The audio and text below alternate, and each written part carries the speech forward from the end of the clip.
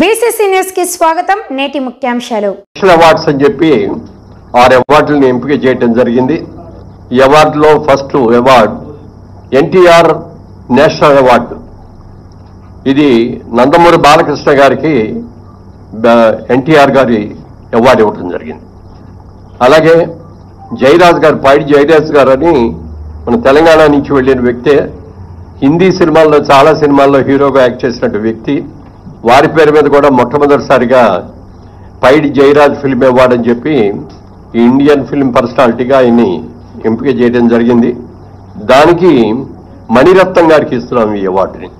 ఇది all India award అండి. ఇది ఏ లాంగ్వేజ్ వాళ్ళైనా ఉండొచ్చు దీంట్లో, అందుకని మణిరత్నం గారికి అది ఇస్తున్నాం. Next BN Reddy film award for Telugu film director. Shri Sukumar, ఆయన బెస్ట్ డైరెక్టర్. అలాగే 4లో Nagi Reddy Chakrapani film award Telugu film producer Atluru Purnachandra Rao గారు.